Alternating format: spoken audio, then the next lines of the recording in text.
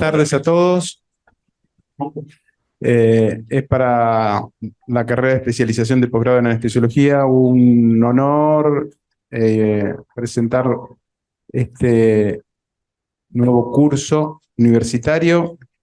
En el día de la fecha corresponde al Hospital Escuela Eva Perón, y en este quinto módulo vamos a hablar o mejor dicho, van a hablar los doctores Guillermo Navarro, que es coordinador de Vía Aérea Latinoamérica y anestesiólogo de acá y de la ciudad, un referente de la República Argentina en Vía Aérea, y el doctor Felipe Urdaneta, que es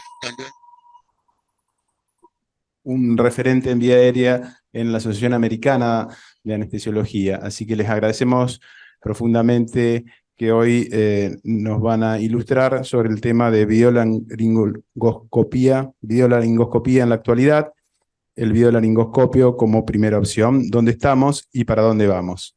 Muchas gracias por su tiempo y adelante. Listo, ahí está. ¿Me escuchás, Felipe, ahí?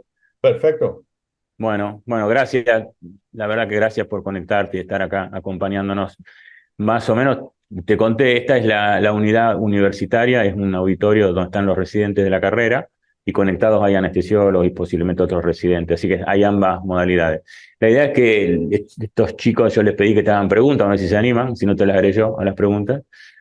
Y tienen un micrófono ahí que te van ahí está, ¿ves? Que te van a hacer las preguntas. A los chicos les digo y a los que están conectados, Felipe, aparte de ser un gran amigo, es nacido en Bogotá, en Colombia, pero vive en Gainesville hace ya 30 años, ¿no? O 20 y pico, 30 años, sí, en correcto. Florida. Y es anestesiólogo del Hospital de Veteranos de Gainesville. Es un entusiasta de la vía aérea y hasta poquitos meses fue el presidente de la Sociedad Aérea de Estados Unidos. O sea, es una persona que él no quiere que yo diga mucho, pero para mi mirada, que más sabe aviar en el mundo, lejos. Y tenemos la ventaja que habla español muy bien. Entonces, esa era la idea también de poder comunicarnos. Así que, bueno, ya todo el mundo presentado. Esos ruiditos porque está entrando alguien al Zoom. ¿No, Nico? Está bien, tiene ese timbre. Y van a seguir pasando, sí. Bueno, vamos a hablar de videolaringoscopía en varios aspectos, algunos que son técnicos, que si bien acá y no vamos a practicar, lo vamos a citar, otros que son no técnicos, y después algunas cuestiones que yo te voy a preguntar para que vos le des tu experiencia personal a los chicos estos que están de primero a cuarto año aquí, los que estás viendo vos, Felipe, que Me son parece los perfecto. 4 años que es nuestra formación. Antes Sí, de empezar, muchas gracias sí. por la invitación. Para mí es un honor y un placer estar aquí con ustedes, sobre todo para ustedes hoy un viernes 7 de la noche. Sé que están, eh, Mm. pues es un momento en donde estar aquí, si están aquí es porque están muy interesados en el tema, cosa que me alegra muchísimo y para mí es nuevamente un honor estar aquí.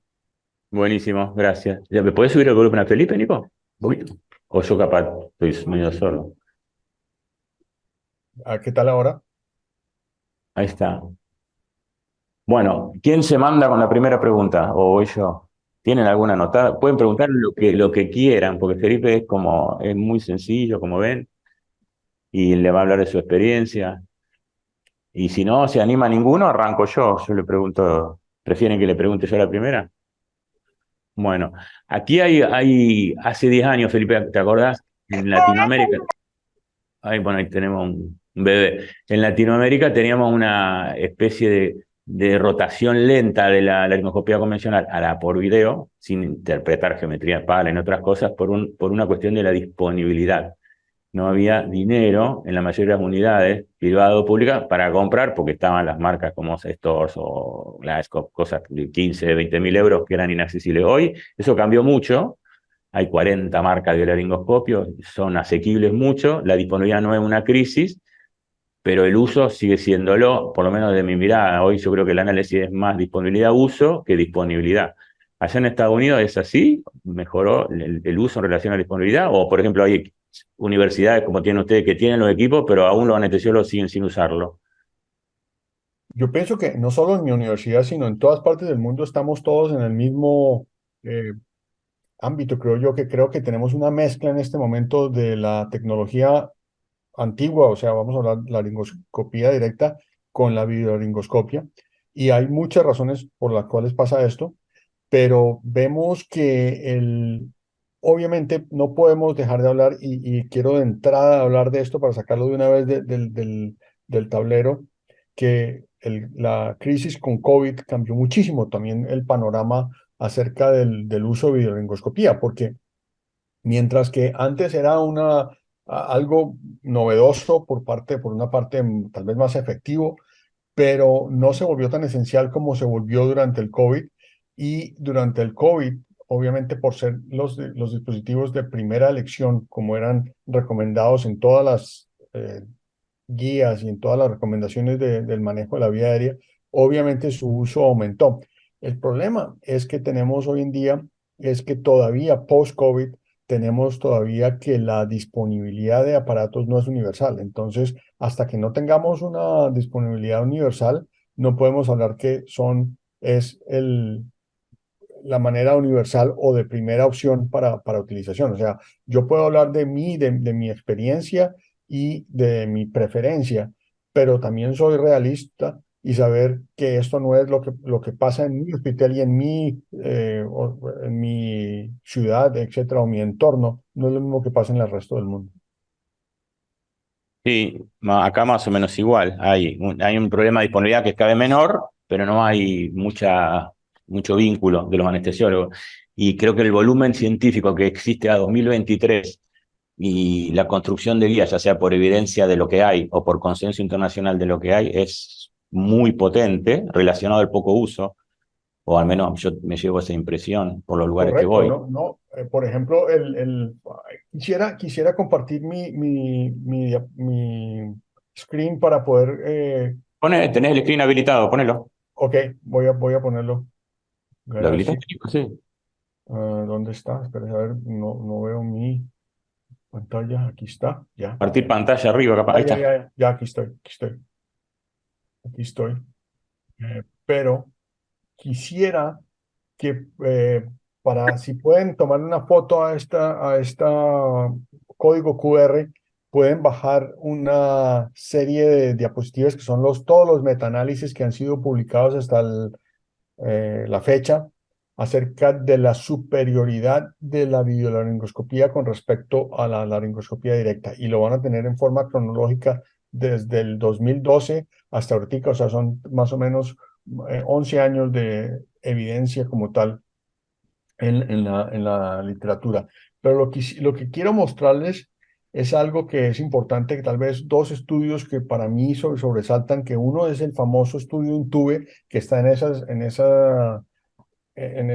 parte de sus referencias, donde muestra, por ejemplo, que en cuidado crítico, la laringoscopía, esto fue un estudio para los que no lo conocen, tal vez los que lo quieran después leer, es un estudio universal de nueve continentes o 7 continentes, creo que fue, no me acuerdo exactamente cuántos países participaron y mostraron, por ejemplo, que todavía en el 2021, cuando se publicó, la laringoscopía directa se utiliza en el 81% de las veces, mientras que la laringoscopía indirecta solo en el 17% de la gente, de las eh, oportunidades.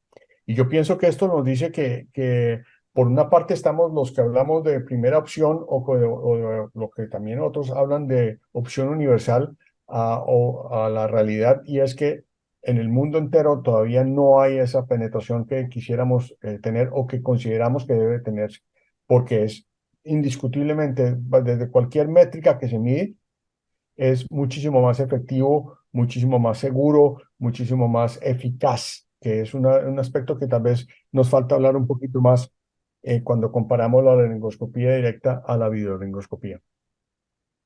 Fenómeno. Viste que hace unos 7, 8 años, o 10 tal vez, se usaba esto de la universalización del biolaringoscopio, que era más aceptado que hoy, porque hoy es más aceptado el término primera elección que hacerlo como única opción, porque también puede fallar, ¿no? Digamos. Entonces, lo que no queda en duda es que es la primera opción. Y respecto a eso, ¿qué me puedes comentar? ¿Qué sería Sí, ideal? de acuerdo, para mí, sobre todo que hoy en día tenemos que también ha habido un poquito del avance en la cronología de la historia de la videolaringoscopía. Por mucho tiempo siempre hablábamos de las palas hiperanguladas, que después hablaremos un poquito, me refiero, creo yo, después al final. Pero hoy en día con el hecho que hay más palas del tipo Mac. Podemos hablar que cuando tenemos un videolaringoscopía, tenemos un elemento dual, es decir, puedo utilizarlo como laringoscopio directo o indirecto, puedo utilizar ambas en el sentido, y en ese sentido es lo que lo hace bastante atractivo como primera opción, por lo menos para mí. Seguro, bueno, de ahí viene otro gran cuestionamiento, que son la geometría. Vos introdujiste un poco el tema. Porque también se decía, hay que, como dicen ustedes, hay que botar o tirar el laringoscopio directo convencional y cambiarlo por los videos. Pero lo que yo creo es que si vos tenés una video con una pala de Macintosh, lo que hay que tirar es un sistema que se ve peor y tiene menos tasa de éxitos y seguridad contra uno que se ve mejor. Pero eso no implica abandonar la geometría de Macintosh. De hecho, la rotación de un directo convencional a un video idealmente debería ser a mi gusto, a mi manera de ver así, porque no tenés cambios técnicos, solo usar el sistema de visión de la pantalla, pero la introducción técnica es la misma. ¿Vos qué Yo, pensás de yo, eso? yo opino parecido, o sea, en el sentido que o sea, tenemos en este momento dos campos, los que dicen que la videolaringoscopía debe ser con palas hiperanguladas, como por ejemplo el prototipo obviamente es Glasgow, y otros que opinan que debe ser con palas tipo Macintosh, por ejemplo el McGrath, por decir algo. Y la verdad es que no hay evidencia como tal, como ninguno. Tal vez en el último Cochrane Review, sobre todo los ingleses, hablan que hay una tendencia a decir que es más efectivo los hiperangulados con respecto al Macintosh. Pero para mí, en mi concepto, en mi visión personal, lo que he visto, sobre todo en mi experiencia personal, es que las hiperanguladas resuelven el problema de la visualización glótica muy bien, pero añaden un problema más grande que es para mí la introducción del tubo. Entonces, para mí sigue siendo primera opción y para mí en mi práctica personal yo siempre utilizo Macintosh como primera opción, o sea, pala Macintosh y con videolaringoscopia indirecta. Y si falla, obviamente utilizo la hiperangulada. Pero para mí, lo que he visto es que tengo mucho menos posibilidades de fallar en la introducción del tubo. Y segundo, esto lo he visto que esto nos ha disminuido a nosotros una cantidad de trastornos de trauma orofaríngeo que siempre teníamos con las hiperanguladas. Exacto. Bueno, eso también te da surge otro cuestionamiento de allí, porque el hecho de usar videos y decir se ve muy bien es un target incompleto, porque no pasa con los cirujanos, que vos estás intubando y te dices, uy, mirá cómo se ve, eso lo hace cualquiera, que después los tipos tienen una pantalla de 16 pulgadas de HD y no le puedes sacar la vesícula, y yo le digo, mirá cómo la ves, y hace 3 horas que estás hueveando ahí. Entonces, el hecho no es ver, no es el target es intubar. Y de ahí surge, pues yo voy sacando las preguntas en base a lo que vos comentás. Sí, El video, que tal como dice nuestro amigo Eilab de Canadá, no es el video, es intubar. correcto. Idealmente viendo. Entonces surge este punto de qué significa el delivery del tubo en distintos ángulos de geometría, ¿no? Claro. Por eso digo, las personas que siguen con el Macintosh siguen con la tecnología, perdón, con la técnica habitual, y los que van cambiando de ángulo y entrenándose con ángulos distintos, ángulos híbridos, ángulos de 60, como dijiste bien, el Glasgow o hiperángulo, como puede ser el track, qué sé yo, tienen otros problemas que se les originan por lo que vos decís, por el problema de los puntos ciegos y los traumatismos por irse ciegos y en ángulos curvos. Entonces acá viene la pregunta, aquellas personas que decidan, o departamentos de anestesia que decidan que van a empezar a usar palas hipercuras, por ejemplo, como rescate de una primera videolaringoscopía de Macintosh fallida, deben hacer una curva de aprendizaje que es totalmente distinta a la anterior. Esa es la pregunta, más o menos. O ver Bueno, no es yo intubar pienso ni que esa es llevarse el tubo.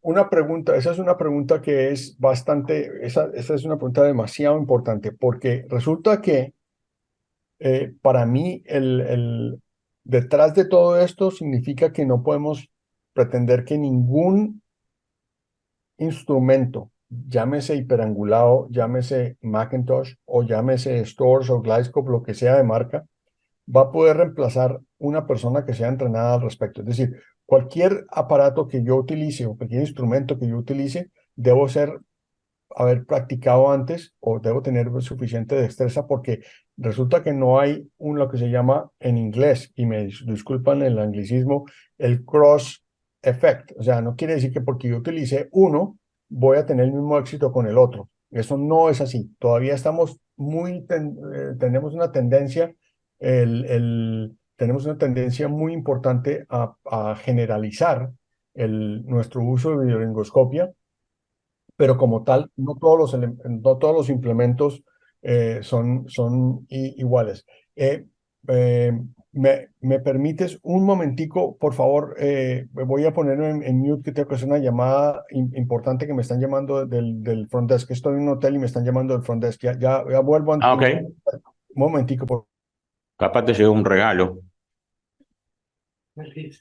Bueno, van cachando más o menos. Entonces, en lo que es la literatura, no se discute tanto hoy. Hay mucho volumen no tanto de evidencia. Viere no tiene tanta evidencia porque Viere es difícil, es rara, entonces no se puede conseguir muchos casos. Pero sí, cuando la evidencia no está disponible, lo que se busca es una escuela más europea, que es el consenso de los expertos. Y se basan en construir información, en lo que se considera gente experta, y eso es lo que dice que se puede hacer mejor a los pacientes. Lo otro, que hay geometrías, no todas las palas son iguales. Otro punto importante que dice que no solo hay que ver, sino que hay que intubar. El target es intubar, no alcanza con solo mirar. Entonces, eso va para los cirujanos que te dicen, como se ve, esto lo hace cualquiera. No, puedes llevar el tubo en curvas especiales y adaptadas con guías y qué sé yo. Y ese otro punto interesante. Otro punto es la rotación, lo que yo les dije, lo que es disponibilidad y uso. Hay muchos lugares que tienen y los anestesiólogos, no sé bien por qué razón, o por políticas del departamento, o por cuestiones personales, intención de usar otra técnica, o tener una técnica con la que usan y les va bien, como es el directo convencional, porque digamos que de a 9 pacientes, de a 10 a 9 funcionan bien, o puede haber 2 o 3 que haya algún inconveniente, pero no de que la intubación falle, sino de que sea un poco más renegada. Y bueno, y esas cosas hacen que yo no lo comprendo bien, pero bueno, es una opinión personal, porque no van rotando a los videos. Ahora, cuando él vuelva, vamos a hablar de algo que es más entretenido, que son los aspectos no técnicos del video. Esto es más técnico, esto es, o sea, existe una producción científica que soporta mucho, un consenso internacional de expertos que soporta mucho, hay distintas geometrías para usar, el target es la intubación, no es solamente ver, y ahora vamos a ver otro aspecto que puede ser... Sí, y vos tenés micrófono ahí. Ah, la prueba de aprendizaje que hacen ellos a los residentes de la endoscopía, cómo hacen el método que tienen. métodos de organización directa, la endoscopía directa, videoendoscopía, o empiezan a enseñar otras cosas. Directo. Dale. ¿Está Felipe listo? Estás muteado, me parece. ya. Fíjate que... Ahí está, Ahora listo. sí, ya. ¿Ya está? Sí. Bueno, gracias, perdón, es que me estaban llamando No, no pasa nada. Acá tengo una pregunta del doctor Plaza, de Sergio, que es el vicedirector de la carrera y el director de la unidad universitaria, que me dice que si le puedes comentar a los chicos, bueno, y a él también, y a mí también, cómo es el circuito de aprendizaje de un residente ahí donde vos estás, en cuanto a si inician con un laringoscopio directo convencional, luego rotan a videos, inician directo con videos, inician en un simulador, inician con pacientes. ¿Cómo es la política de docente, digamos, para una persona que entra a primer año de su formación, o lo hacen en segundo? Bueno, no sé cómo será ya. Claro, bueno, Más o menos.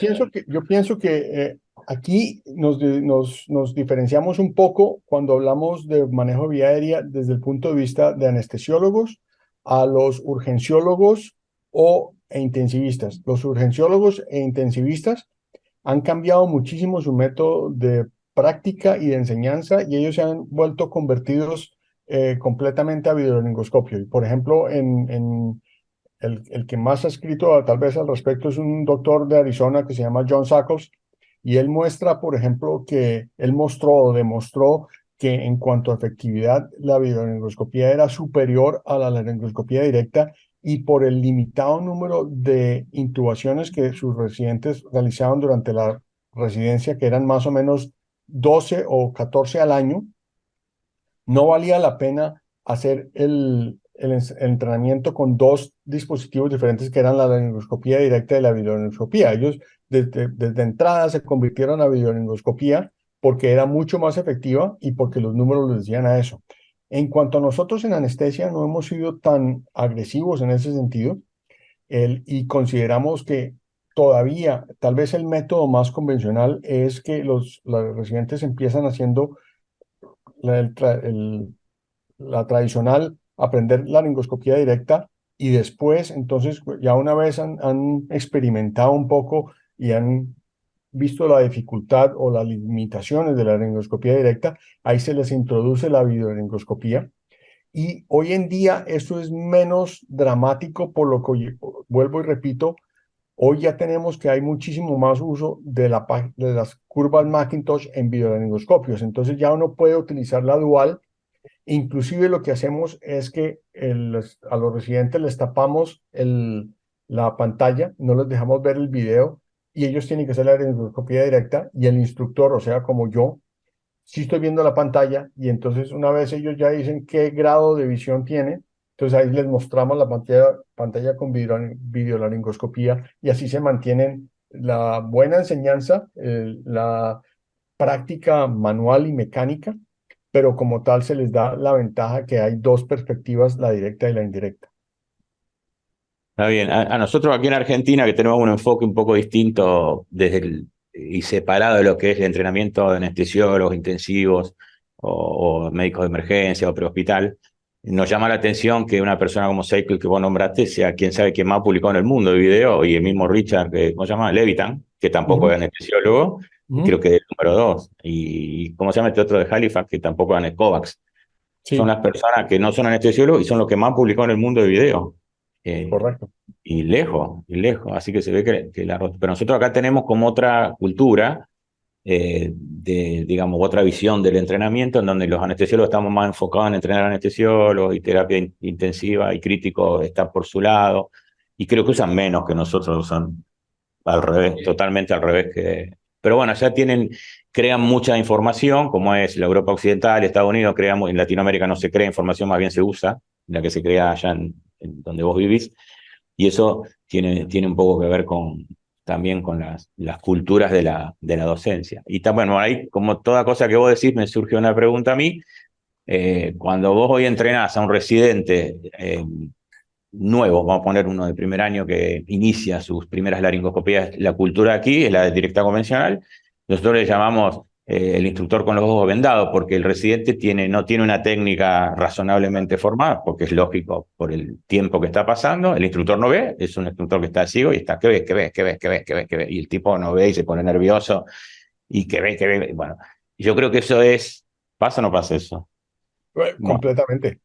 claro, pasa en todo el mundo, no pasa a nosotros, En pasa, yo lo todo he el mundo, visto por todos lados. Entonces, correcto. cuando vos le pones una imagen, yo lo hago de hecho y creo que cuando de primero lo hice, yo apago la pantalla, pongo a todo el mundo alrededor, hago una laringoscopía, nadie está viéndome a mí, yo soy un residente, estoy actuando de residente y pongo el tubo y entonces le digo, tienen tres opciones. Intubé la tráquea, intubé el esófago o no vieron qué hice. Entonces todo el mundo me contesta en un taller, no vimos qué hiciste. Eso es lo que pasa hoy cuando se entrena con la laringoscopia directa convencional. Es una persona que está con un bajo nivel de entrenamiento razonable por el tiempo que está pasando, con un instructor que está ciego a lo que está pasando. Y después hago todo de nuevo, pero prendo la pantalla. Sí, Entonces yo tienen tres en ese, opciones. de Sí, acuerdo, dale. yo completamente de acuerdo y yo en ese sentido sí soy un poquito más agresivo. Yo sí entreno videolaringoscopía, inclusive a gente que es novata porque considero que ellos pueden, para mí me parece más lógico empezar me voy a contradecir un poco lo que acabo de decir hace un momento, pero me parece más lógico enseñarles con videolaringoscopía para mostrarles qué es lo que tienen que ver cuando hacen la laringoscopía directa. Y el problema, Exacto. a mí me parece que es indiscutible. Y la verdad, no sé qué opinan ustedes. Como veo, hay gente de diferentes edades y diferentes años de formación. No conozco la primera persona que uno le muestre los beneficios de la videoendoscopía que después diga, no, ¿sabe qué? Yo prefiero la videoendoscopía directa. Tal vez hay gente muy veterana que lo ha hecho por muchos años que le cuesta trabajo aprender cosas nuevas, y esos nunca los vamos a cambiar de punto de vista, pero como veo gente joven en el auditorio, la verdad es que las ventajas del video son abismales comparado a la laringoscopía directa. Claro, entonces, bueno, te sigo el cuento. Cuando yo hago el segundo intento, prendo la pantalla y intubo. Entonces la pregunta es, ¿y que intubé la tráquea? ¿Intubé el esófago? ¿O no vieron qué pasó? Obviamente todo el mundo dice, ¿intubaste el esófago? Sí lo hice. Entonces, eso es uno de los aspectos no técnicos del biolaringoscopio, que es absolutamente superador a un instructor ciego y a un operador inexperto. Y los aspectos no técnicos significan que no hay, que una de las maneras, por ejemplo, más importantes de prevenir la intubación esofágica es que todo el mundo esté viendo qué pasa, porque eso obviamente habla de que el trabajo en equipo. Es raro que 6, 7 personas no vean que el tubo entró al esófago, por ejemplo, y es muy posible que un operador inexperto lo haga y un instructor ciego no lo detecte bien. Bueno, después está la camografía y otras cosas, ¿no? Pero desde el punto de vista docente, desde el punto de vista de trabajo en equipo, es absolutamente superior tener imágenes y ver mejor versus que no ver. ¿Coincidís con eso, Felipe? Completamente. Yo considero que desde el punto de vista de docencia no tiene igual, porque por primera vez el instructor podía ver lo que estaba viendo el operador, que eso nunca lo habíamos tenido antes. Yo siempre decía que yo miraba era por las gotas de sudor o por el color el tamaño de la pupila de la persona, sabía uno qué tan difícil era la cosa, pero hoy en día ya vemos los dos y eso no tiene precio. Sí, es una de las ventajas más obvias, más grandes que tienen los sistemas de visión contra los que son de menor calidad y cantidad de visión, ¿no? Como el directo. Y eso creo que es una de las razones para cambiar los entrenamientos. Después puedes hablar de qué geometría va a entrenar primero, cuál Correcto. después. Pero como vos decís, en el trabajo de Hansel de los ingleses, la tasa de intubación esofágica con hipercurva se reduce a menos de la mitad, los episodios de hipoxemia también. O sea, todas las variables que son tragedia para los anestesiólogos, llámese episodios de hipoxemia grave, que es 70 de saturación más de 30 segundos sostenida, arritmias, episodios de aspiración, todo eso se detienen con un axioma que con él estamos absolutamente de acuerdo, que es que si tu primer intento es tu intento definitivo. Y eso está probado que se consigue con los biolaringoscopios. Entonces es otra de las razones, todas estas técnicas que describió Felipe, estas no técnicas que estamos describiendo ahora, para ir a ese target, decir, bueno, si mi primer intento es mi único y definitivo y mejor planeado, uno no va a estados más bajos del algoritmo, que obviamente está totalmente claro que cuando la primera intubación falla, aunque no haya un riesgo inmenso en el quirófano, el aroma del quirófano ya cambia para todo el mundo, porque ya que tráeme el palito, que esto, que lo otro, ya empieza el tufo, digo yo, porque bueno, ya empiezan a correr y me olvidé de conectar acá y poner allá. Entonces, para hacer todas esas evitadas y evitar consecuencias clínicas en los pacientes, hoy está muy claro no está claro en mi área cuánta laringoscopía se permite, porque el ASA no lo especifica, los ingleses todavía están con el 3+1, los japoneses dicen 2, los canadienses dicen menos que 3. Lo que sí está claro es que tu primer intento debe ser tu mejor intento planeado, y mejor si es el único, y en su defecto la menor cantidad posible. Eso evita todas estas incomodidades de ambientales, digamos, y los riesgos clínicos del paciente, que sobre todo la hipoxemia, la aspiración, que son la tragedia de anestesia, ¿no? O de cualquier Correcto. enfermo que esté sometido a la vía aérea. Eso más o menos así, ¿no, Felipe? Completamente de acuerdo. Y otra cosa que lo que tenemos que ver es que obviamente hay gente que todavía defiende mucho la laringoscopía directa porque hay reportes anecdóticos de rescate de laringoscopia directa a una falla de videolaringoscopia, pero yo siempre digo, ¿y cuántos de esos fueron al contrario? ¿Cuántos videolaringoscopios rescataron una falla de laringoscopia directa? Y hoy en día el instrumento más importante para el rescate de falla de intubación es la videolaringoscopia. Exacto. Lo que dice Felipe, y que es anecdótico realmente, es que un operador X intenta con un laringoscopio, no puede, y otro operador rescata con un directo convencional. Está descrito, pero es bien anecdótico, porque en general, y cuando más años atrás nos íbamos, las curvas de aprendizaje, sobre todo de los pasajes de hipercurvo, eran bastante complejos, no era un problema de ver, el problema era el delivery del tubo, y ahí estaba planteada más o menos la falla. Entonces venía otro tipo con mucha experticia en laringoscopia directa convencional, y el traslado tuvo más fácil, y saltaba la cosa como que era al revés. Pero eso es bien anecdótico. Ahora, lo inverso, lo que Felipe dice, cuando fallás con la directa, lo conquistás con un video, la tasa es altísima de de control es mucho más alta. Pero yo me inclino más también por el hecho de estos fenómenos que no son tan técnicos y que son de cómo la sociedad y en el quirófano trabaja y descubre cosas que bajan la incidencia clínica de efectos indeseables, como fallar a ir al esófago.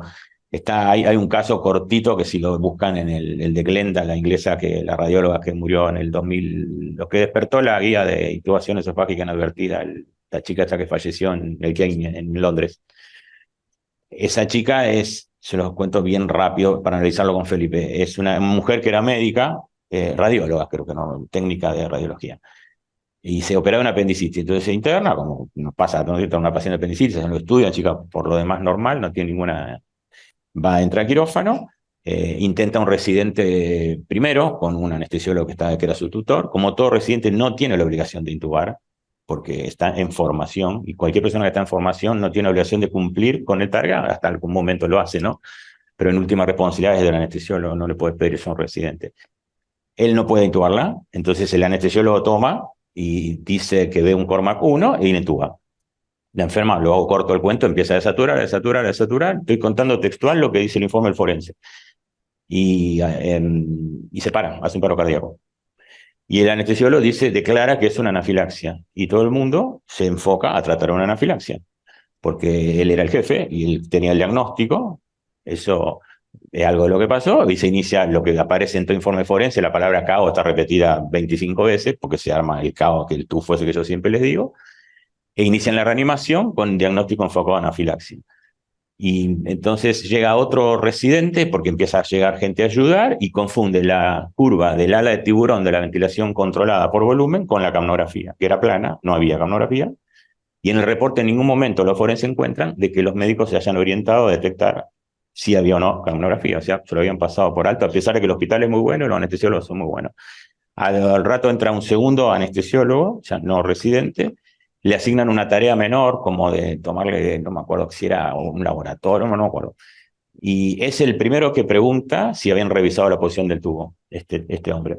Entonces él mismo lo hace y detecta una intubación esofágica 11 minutos después del paro cardíaco. Todo el mundo enfocado en anafilaxia, ustedes los gringos le dicen la cortesía maligna, porque por ser cortés y decir, no, ¿qué le voy a discutir a este? Que mis jefes dejan que el proceso maligno siga avanzando, que eso lo describen los forenses así. La mujer restablece circulación espontánea, el quinto día muere por una intubación esofágica no advertida en un ambiente que es un hospital súper bueno de Londres, con anestesiólogos que están muy bien entrenados, y a pesar de eso, y un poco eso fue lo que despertó la guía que sacaron ahora las 7 sociedades estas más fuertes del mundo respecto de la intubación esofágica inadvertida, porque ocurre en manos expertas, y como tiene una tasa de subreporte enorme, sigue ocurriendo. Y una de las soluciones de la prevención de estos incidentes, que lamentablemente siguen ocurriendo y con muerte, son los biolaringoscopios. Es el uso del biolaringoscopio, porque cuando 6 o 7 personas ven, no va a pasar que no lo adviertan. Después está el tiempo de la capnografía, pero bueno, ese ya es otro. Entonces nosotros insistimos mucho en este aspecto no técnico del video, porque desarrolla trabajo en equipo y porque previene un montón de los inconvenientes clínicos, y por sobre todo, como Felipe coincide conmigo, mejora la tasa de intentos al primer intento y lo hace como definitivo. Entonces ya hay, eh, como yo le decía, los efectos de la hipoxemia, una eventual aspiración, una arritmia hipoxémica, daño a la tejido labial superior por intervenciones múltiples, todo eso desaparece, todo eso desaparece. Y está absolutamente bien claro que el primer intento con el video es más alto en lo exitoso que con una convencional. Sí, Felipe. Yo creo que también hay otro aspecto que también tenemos que recalcar, y es que si comparamos lo que cuando yo empecé mi entrenamiento hace ya 30 años, lo que sea, es que nuestra población también ha cambiado mucho. Yo sé que a ustedes también les ha cambiado, porque hoy en día hay más obesidad, más presencia de apnea de sueño, más incidencia y grados de dificultad que hacen que la laringoscopia directa, la verdad, es que no sea tan efectiva o tan eficaz como la nueva tecnología que estamos viendo. Y hoy en día yo a veces pienso, a veces cuando hago algún rescate, alguna cosa, digo yo, ¿qué sería de mi práctica si solo tuviera la laringoscopia directa? Yo tendría muchísimos más efectos adversos. Y otra cosa que tenemos que hablar en algún momento aquí hoy es el efecto médico-legal, que es muy importante, ¿no? Y ahí, ¿nos puedes comentar algo de eso, del tema médico legal? Sí, Porque bueno, no, está más custodiado ahí los incidentes. Aquí en Argentina hay mucho temor a dos cosas, que uno el que dirán, digo, mira lo que hizo este animal, así para decírtelo bien de manera vulgar. Entonces algunos anestesiólogos subreportan o esconden errores. Somos como al revés que los ingleses. O el otro temor es jurídico, la persecuta jurídica, que hay gente que se dedica a perseguir a médicos. Los ingleses tienen la cultura de abrir su error, como lo abrieron con las auditorías del 2008, para que los demás no lo cometan. Y de hecho, la auditoría de Glenstein que yo les conté recién, hecha por los forenses, abajo no es persecutoria, dice para prevenir muerte futura, o habrás leído el informe de los forenses. Y el objetivo es para prevenir muerte futura, o sea, es toda una cadena de aprendizaje basada en el reconocimiento de los errores y la comunicación de los errores para que no. Allá en Estados Unidos es más o menos así, o son más parecidos a nosotros, más de esconderse. bueno, al principio los casos generalmente se evalúan, es como yo lo llamo como la espuma de la cerveza. Salen y después entonces entran en el ámbito legal y empieza a ver la cadena legal y después los esconden. Pero al principio los casos salen a flote y después vuelven a salir al final una vez ya se publiquen en los Close Claims Analysis, que ustedes saben que los americanos son los famosos en ese tipo de análisis.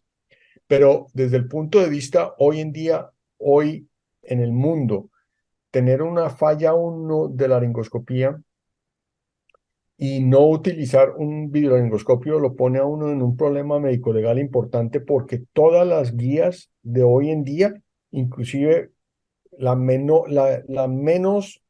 de peso en el sentido que le da menos peso a la videolaringoscopía es la de la ASA, pero por ejemplo los canadienses la consideran como primera opción, los ingleses ni se diga, los europeos ya la están tomando también como primera opción. Quiere decir que si uno se desvía de lo que está recomendado en las guías mundiales, ya empieza uno a tener un problema que tiene que explicar bastante bien por qué se desvió de lo que se recomienda a nivel mundial.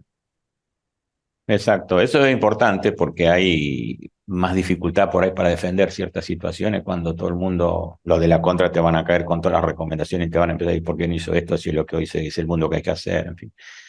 Yo creo que nosotros vos sos latino también, Felipe, y somos latinos y tenemos que acomodar la información a nuestras posibilidades reales. Tampoco podemos hacer una rotación brutal por todo lo que comentamos, asequibilidad, disponibilidad, medios económicos, políticas de servicio, políticas de departamento de funcionamiento, políticas de entrenamiento.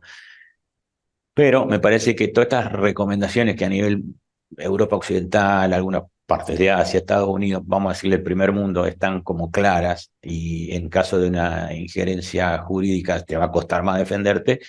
Aquí viene como un poco razonablemente más lento, este es un continente, vos sabés, con un poco más de inconvenientes técnicos, económicos, logísticos, políticos, en fin. Pero las recomendaciones tienen que ser, yo siempre digo, tienen que ser aspiracionales también. O sea, yo creo que Correcto. más allá de que no hayamos concretado algunas cosas que otros países sí, debemos aspirar a caminar por ahí en el menor plazo que sea posible, porque las variables son un montón.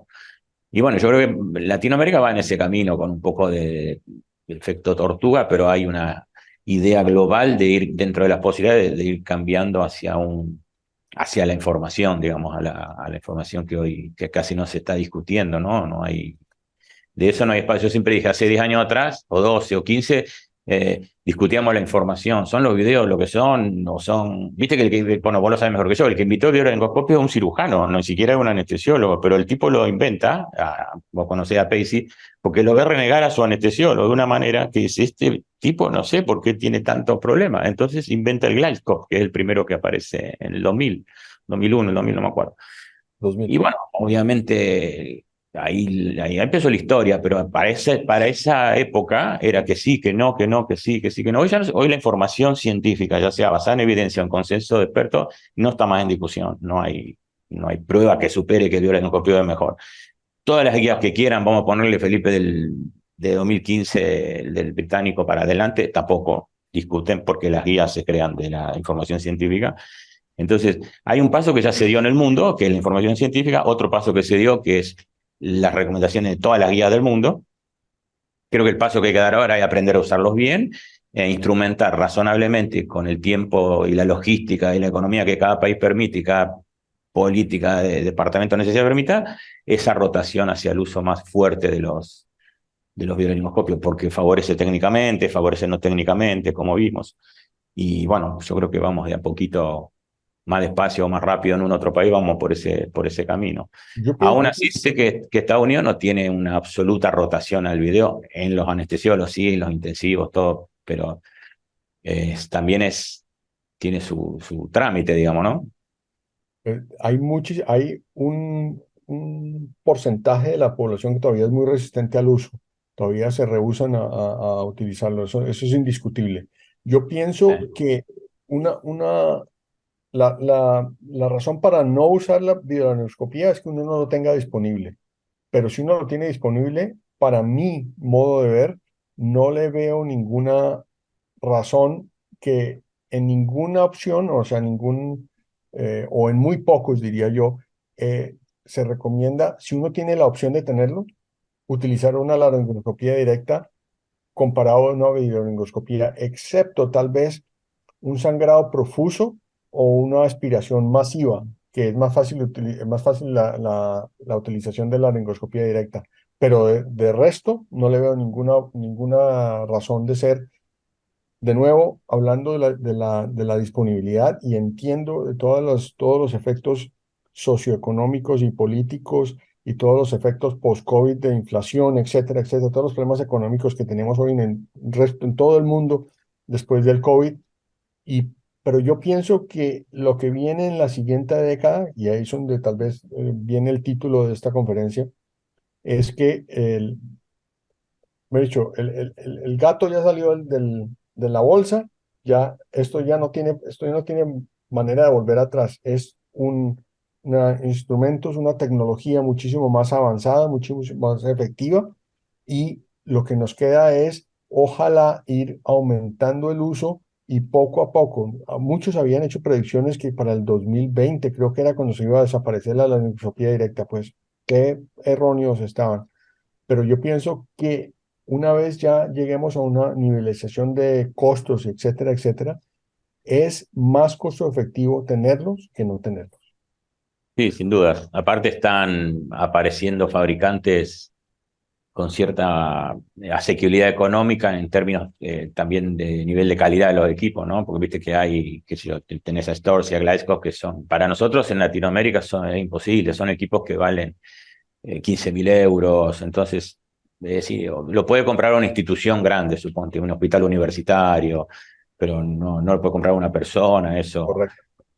O lo puede comprar, no sé, un hospital público grande, y aún así en nuestro contexto económico es un gran problema tener un equipo de ese costo de manera sencilla. Pero ha aparecido toda una serie de gama buena en relación precio-producto que están con bastante más asequibilidad. Así que ese otro fenómeno que yo creo que también, como hablábamos al principio, va desapareciendo, la crisis de lo que es la disponibilidad pura por el alto costo a una crisis que tiene que ver más con la disponibilidad uso. O sea, lo tengo, pero no lo quiero usar.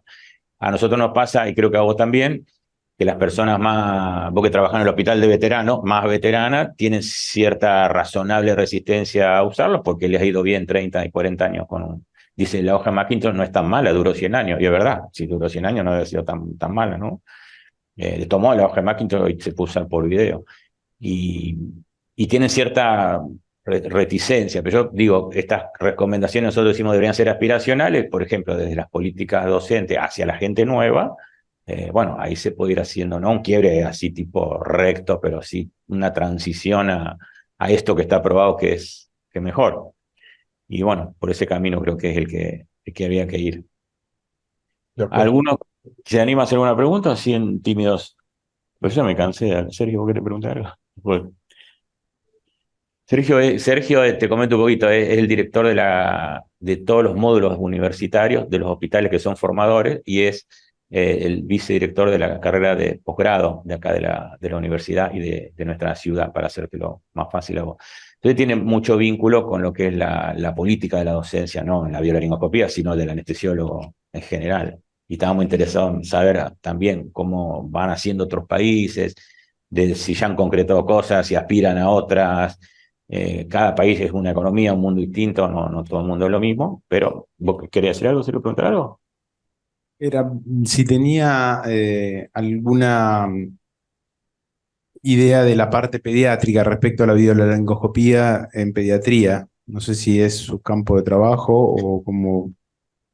Bueno, yo como tal, en este momento yo ya no hago pediatría hace mucho tiempo, pero la videolaringoscopia viene como una manada de elefantes corriendo a nivel pediátrico. Es decir, si algún campo ha crecido en los últimos años, ha sido el uso de videolaringoscopía en pediátricos.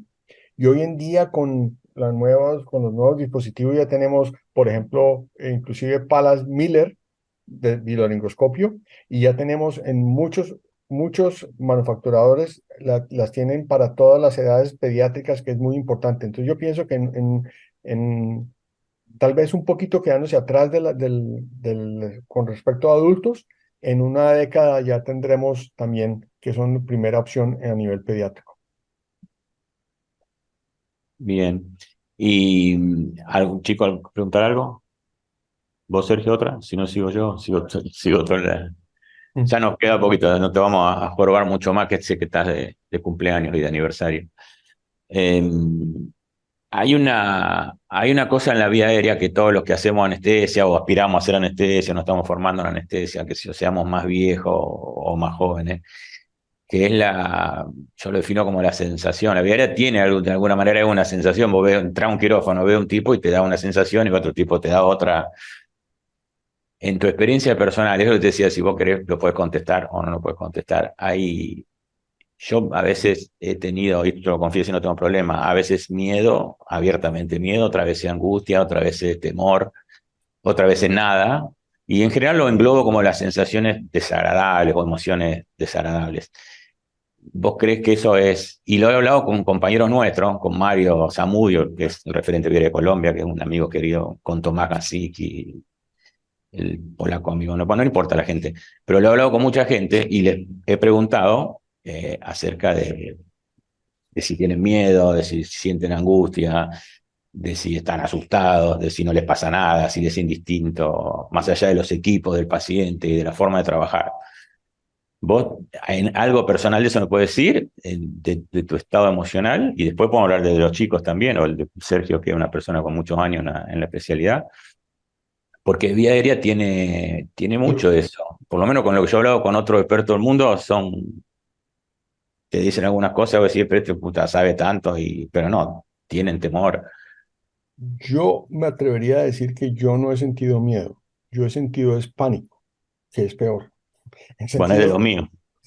no, exactamente, o sea, quien se meta hoy en día, o sea, quien tenga experiencia, sobre todo la gente que está en formación y no ha experimentado o no ha visto directamente lo que es una crisis de manejo de vía aérea, no sabe exactamente lo que es el miedo. Y una de las razones por las cuales yo soy un proponente del uso de primera opción, precisamente de la videolaringoscopía, es precisamente para evitar los efectos adversos de no tenerla, porque he visto cómo se llega rápido a un círculo vicioso y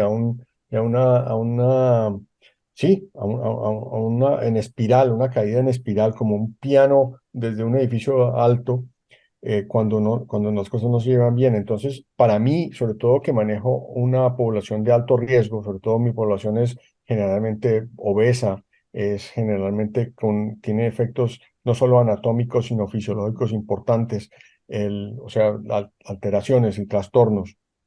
Ya de por sí generalmente son hipóxicos o vienen ya a punto de saturarse. Para mí, tener en mi disposición y como mi instrumento, lo que yo llamo mi correa, como la que tenía Batman inclusive, era de tenerlo en mi cinturón, tenerlo como instrumento, tener esas herramientas, lo que me hacen es que me hacen un poquito más seguro, porque de otras maneras yo no haría vía aérea si no fuera por ese tipo de instrumentos, porque la verdad sería demasiado estresante. Como medio suicida. Sí, bueno, yo lo he hablado con otros colegas en distintas circunstancias, porque a veces yo no sé contestarlo, pero a veces nos preguntamos si una estrategia de mitigación del miedo o esta sensación desagradable, porque tiene muchas aristas. A mí me han dicho la palabra miedo, angustia, temor, cagazo, hasta así que creo que a todos nos ha pasado, ¿no? Alguna vez, más nuevo, más viejo. Otros nos decían, bueno, pero a veces, como la misma guía lo dice, vos sos el último orejón del tarro, el último escalón, falla vos, sonamos, ¿no? ¿Quién? Porque te dice, bueno, esto va del de primero al de segundo, del segundo al tercero, del tercero al cuarto, del cuarto al quinto, y en algún momento te toca a vos, y vos decís, bueno, si yo fallo, sonamos.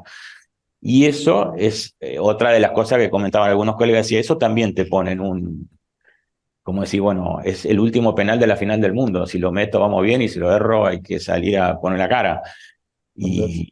Y en algún punto, yo no lo sé responder, no sé qué piensan los demás, creo que el violaringoscopio y toda esa estrategia de mitigación de riesgo que podría aportar, ya sea desde el punto de vista técnico, desde el punto de vista no técnico, desde el punto de vista docente, podría ser un pilar el día de mañana, no lo sé, si te repito, no lo sé contestar, de una estrategia de mitigación de esta sensación de, bueno, vos hiciste espanto, yo no me fui tan lejos, pero sí tuve miedo, o esta sensación desagradable, ¿no? Capaz que el video ayude, tal vez. Es como dice Hans, nuestro amigo Hans, que los holandeses dicen que la vida difícil no existe, que lo que existe es la mala planificación. Y él siempre sostiene que es un término ambiguo, que no explica nada, que no dice nada, y que lo que hacemos nosotros es planificar mal, descubrir problemas y avanzar con una técnica convencional, por ejemplo, o no descubrir los problemas, hacer subóptimas las valoraciones o hacerlas de manera óptima y no variar las técnicas. Entonces él dice que cuando, es un amigo en común que tenemos, cuando vos planificás bien y en base a lo que encontrás y pones el recurso adecuado con el equipo adecuado y la planificación adecuada, podés conquistar un tipo con un tumor así de grande en tu primer intento sin ningún absoluto inconveniente. Entonces, para él, viste cómo dejan con el tema de la vida difícil que te saca corriendo cuando vos se la nombras. Y yo creo que en parte algo de razonable es lo que él, a pesar de que van contra el mundo, porque contra la vida difícil en cuanto libro de vida hay, bueno, él tiene, pero tiene mucha razonabilidad ese modelo que él pone, es decir, esto es una cuestión de planificar, no de errar. Y de hecho la mayoría de los eventos son, si vos los desclasificás bien, tienen que ver con la falta de planificación o de, como dice Felipe hoy, la cantidad y la calidad y la complejidad de paciente que usamos. No podemos fiarnos más en una sola geometría, en una sola herramienta, porque nos estamos quedando cortos. Así que tal vez el videolaringoscopio, al mostrar mejores resultados técnicos, no técnicos y de protocolo, todo sea una estrategia para mitigar los sustos, ¿no? Y los espantos, eso sí que ocurren en el quirófano. Hay una frase que la nombramos con Felipe que no quisiera que se lo olviden, que es, esto no es una cuestión, ustedes son personas de formación, es razonable que erren, es mucho más razonable que erren que no erren. Nadie les puede decir, hey, qué malo que sos, qué mal que lo haces, porque para eso vinieron, porque alguna vez todos nos subimos a una bicicleta y nos caímos, y nos subimos y nos caímos hasta que salimos andando. Bueno, esto es igual. Entonces es razonable que no vaya bien, no importa, no es obligatorio que tengan que intubar, que sientan la presión de que tienen que intubar o que la aritmopía tiene que ser perfecta. Están aprendiendo a hacer están en curva de aprendizaje. Después estamos nosotros, que ya somos unos viejos, que no estamos en curva de aprendizaje, pero estamos en un periodo llamado de formación continuada, que por ahí ciertos aspectos técnicos que los tenemos bajo mejor control, pero que vienen cosas nuevas, como dice Felipe, y que volver a repetir curvas y todo eso. Pero lo importante es meterse todo eso ya desde lo hecho o como un mecanismo de aspirar a ir a ese lugar. Yo creo que eso va a hacer que de veras que a los pacientes le vaya más seguro y que nosotros, como decía, ¿cómo se llama este amigo? No me acuerdo, que le sonemos el negocio a Sten, siempre dice, para que uno tenga menos Sten de los sustos que se lleva por planificar mal y por todo eso. Así que bueno, yo creo que llevamos una hora, no te quiero entretener mucho más, Felipe. No, yo siempre tengo en mis diapositivas y en mis conferencias, siempre pongo mi electrocardiograma y digo que siempre la videoendoscopía hace que mi electrocardiograma no tenga el fenómeno ST o el segmento ST elevado. A Total. mí, a mí, Seguro. a mí. Felipe, hay un residente acá, se llama Tomás Colovini, que es de cuarto año del hospital Eva Perón, que se llama uno de los hospitales de escuela. Acá hay 3 hospitales de escuelas grandes, uno de ellos es el Eva Perón, el otro es Centenario, otro hospital provincial. Tomás es de cuarto año y te quiere hacer una pregunta. Dale, Tomás. Claro. No, yo quería preguntar, habiendo arrancado con el tema de la brecha de accesibilidad que tenemos por ahí a ciertos dispositivos, y ahora habiendo también repasado un poco el tema del susto que nos podemos llegar a pegar en un quirófano, ¿cuál sería por ahí el elemento que le parece mejor preparado para poder realizar una videolaringoscopía con éxito, eh, según la experiencia? No sé si tanto por la bibliografía que nos presentó, pero según su experiencia, ¿cuál es el dispositivo que recomienda como mejor opción? Muy interesante la pregunta. Para mí, lo que yo he visto es que si uno tiene, o sea, hay dos tipos de videolaringoscopía. Hay mucha gente que, vuelvo y repito lo que había dicho antes, hay mucha gente que opina que deben ser las palas hiperanguladas, otros los que opinan que pueden ser que deben ser las palas con geometría MAC. Para mí, un experto o una persona de la experiencia, por ejemplo, tiene Guillermo o que tengo yo, podemos utilizarlas la una o la otra. Pero lo que yo he visto es que para la gente que, por ejemplo, como yo estoy a cargo del manejo de vía aérea por parte y entrenamiento de vía aérea de urgenciólogos y de intensivistas, y ellos no intuban tan a menudo como lo hacemos nosotros, para ellos es más fácil aprender la geometría MAC que la hiperangulada. Para nosotros anestesiólogos, yo pienso que uno va indiscutiblemente a una curva de aprendizaje con ambas, tanto curvas, o sea, tanto curva Macintosh como hiperangulada. Eventualmente uno va a escoger una de las dos. Pienso yo que uno debe empezar con Macintosh y luego seguir a hiperangulada. Y si ustedes me ponen a una opción o una oportunidad ante un paciente donde, por ejemplo, ya estoy en rescate y la otra persona ya intentó la curva convencional, obviamente me iría yo para curva hiperangulada. Pero si la persona que ya intentó no ha utilizado curva Macintosh, lo haría con curva Macintosh. Es decir, es un poquito dependiendo, como nosotros, como expertos, podemos utilizar cualquier pala, pero la gente que tiene poca experiencia creo que tiene más facilidad, no que sea de la visualización glótica que ya habíamos hablado antes, sino de la introducción del tubo, que es eventualmente la razón por la cual hacemos la laringoscopia nosotros. Espero que haya contestado la pregunta. ¿Está, Tommy? Bueno, yo absolutamente de acuerdo. Creo que la escuela es usar todas, porque todas después lo que define es tu juicio clínico al final. A uno le debe dar igual usar una, otra u otra u otra, porque si vos tenés que usar una cosa que no manejas bien en una crisis, es todo un problema, porque no lo vas a elegir, no lo vas a rotar, porque si no, pero a pesar de que es mejor, porque lo dicen los libros, porque lo dice tal autor o tal otro, yo no me siento cómodo con eso. Y en una situación crítica, menos todavía. Pero si uno hace un balance de entrenamiento entre, en general, todos los dispositivos que ventilan, por eso si uno, qué sé yo, por ver el modelo del Vortex, que yo no soy el más adicto a eso, pero te muestra todos los dispositivos que ventilan, bueno, está bueno que uno sepa usarlos a todos por igual y que te dé igual cambiar, porque si uno fracasa, porque en definitiva la historia de la tragedia empieza cuando uno no puede ventilar, el oxígeno es una cosa que cae después, no antes.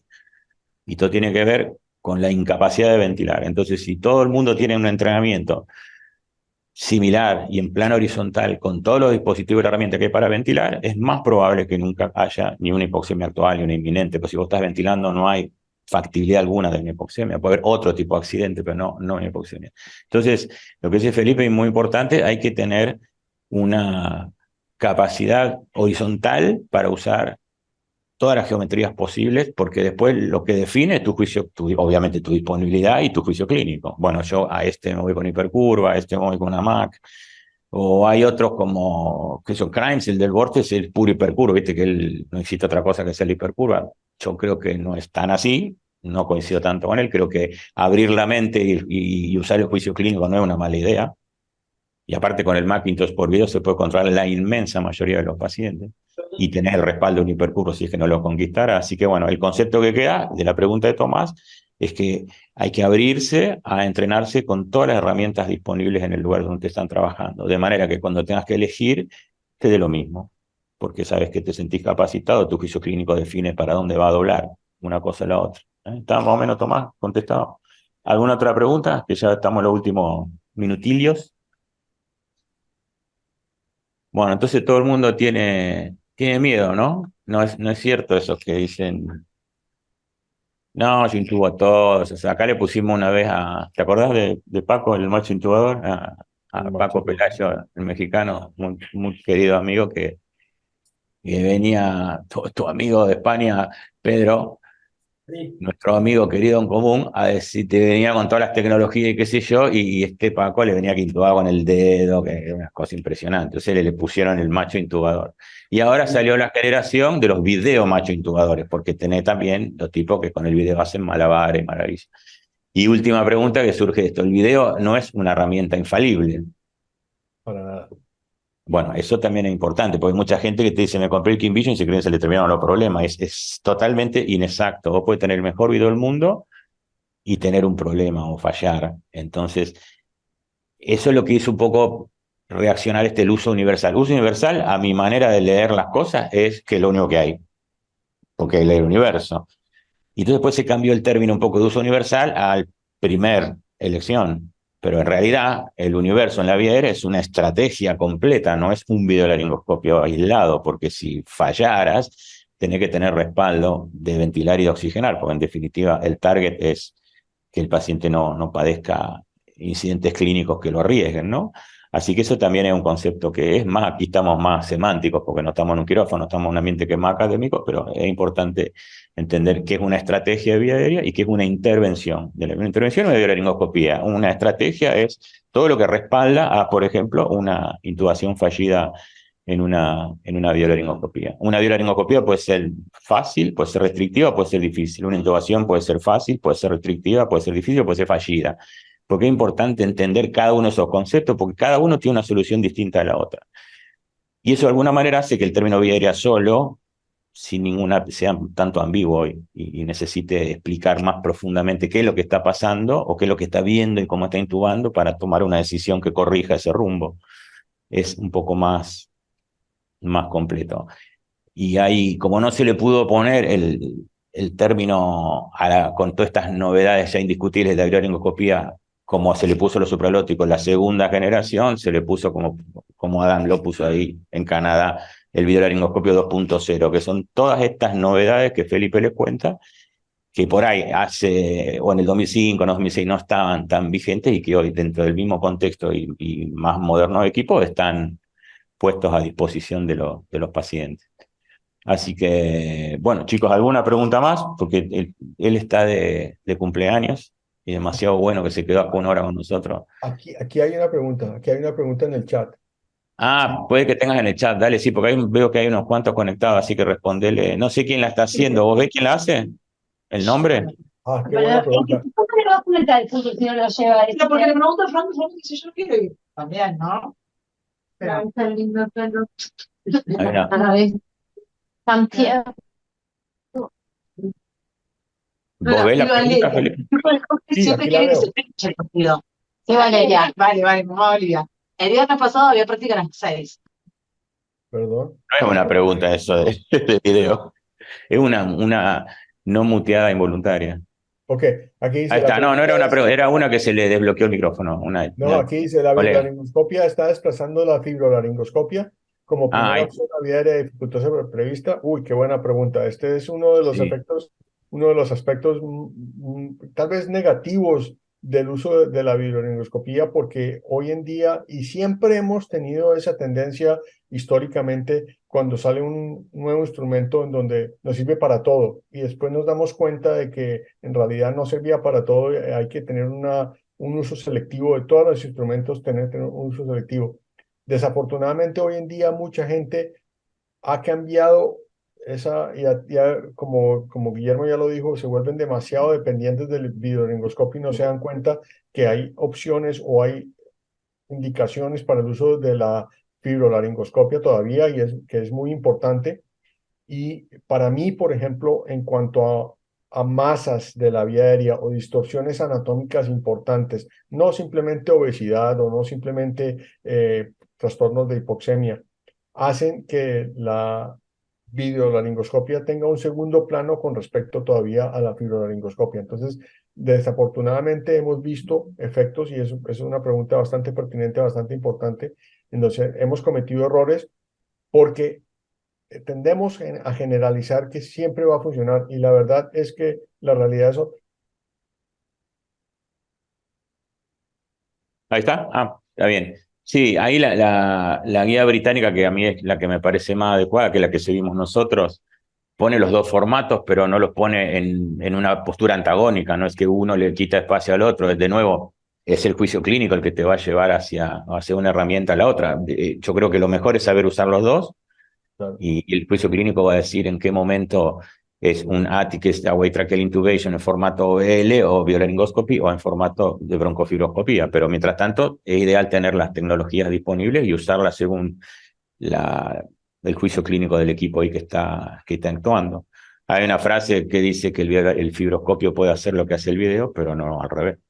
Correcto. Entonces, no hay un punto de competencia que existe mucho en vía aérea, porque pasa lo mismo con los buggy y los estiletes, y con o la hipercurva y el Macintosh. Y yo creo que todo eso a veces tiene que ver la industria, los gustos personales, y sobre todo tiene que ser una sinergia, no es los buggies o los estiletes, es los buggies y los estiletes, porque tu juicio clínico te va a decir alguna vez mejor con el buggy, otra vez mejor con el estilete, y lo mismo pasa con la sinergia de los equipos que tienen asistencia óptica.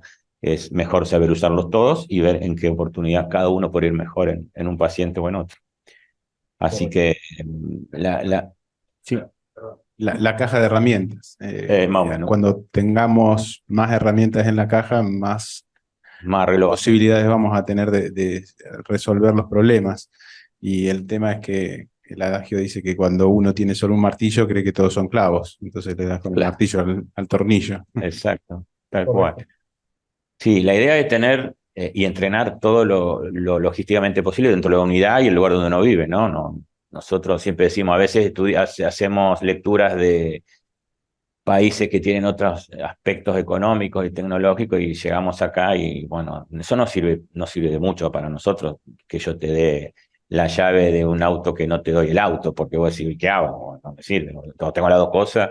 Entonces, bueno, hay que siempre adaptarse a la realidad de la logística, pero con esa mentalidad de decir, vos querés un auto que tenga airbags y ABS, y yo, o no, airbags o ABS, yo quiero que tenga las dos cosas. Y esto es igual, yo creo que tenés que tener la mayor cantidad de herramientas para ser más exitoso como team, ¿no? Como equipo. Así que, bueno, Felipe, ahí tenemos justo una hora de viaje contigo y te agradezco de nuevo mucho que te A hayas tomado ustedes, tiempo a de estar ustedes con la invitación y nosotros. para mí un placer. Dale el feliz cumpleaños a tu señora y, bueno, que se diviertan en estas mini vacaciones porque él no está en su ciudad, está de vacaciones. Así que está peor que nosotros, que ven en la noche y conectado con nosotros. ¿A cuántos kilómetros estás de Gainesville ahí? No, estoy lejos, estoy en Tennessee, que es bastante al norte. Ah, está lejos. Sí, sí. Sí, Bueno, terminá de pasar lindo ahí las vacaciones y ya nos veremos, como dice la próxima vez que nos veamos, nos vemos. claro que sí. Muchísimas gracias a todos ustedes. Listo, un abrazo grande, Felipe. Chao. Chao, chao. Nos vemos pronto. Chao, chao.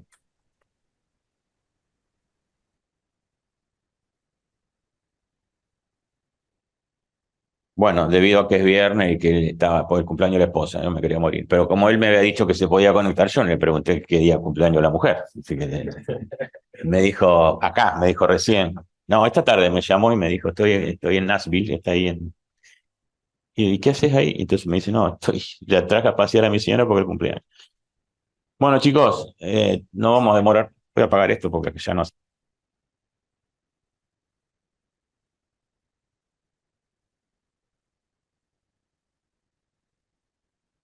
Sí, perdón. No, que para la gente que está en el Zoom tenía que mantener esto... ¿Ahí está, Nico, bien? A la gente que está ahí conectada en el Zoom también, gracias por participar de esto. A los organizadores, muchas gracias. Y a los residentes aquí por venir a conocer algo más. La idea de traer a una persona era por no dar una clase así, tipo, como se llama, masterclass, que para mí un estilo que cada vez, o sea, una masterclass vos podés usar hoy, si va a hablar de tenis, lo tenía Nadal, está bien. Pero de otra manera es un estilo que cada vez agrada menos, la gente se aburre, en fin, yo creo que esto es un poco más dinámico. No hacía falta que hagan tantas preguntas tampoco, pero está bien, mientras les sirva lo que Felipe dijo. Él es un gran tipo y es para mí uno de los que más se ve en el mundo, lejos, lejos. Está toda su vida dedicado a esto. Viste que distinto el mundo en Estados Unidos con los intensivistas, bueno, cada país tiene su locura. Así que, Sergio, ¿te parece? ¿Estamos? Bueno, están las puertas abiertas para que se quiera ir, ahí tienen. Salgan y nos vemos pronto.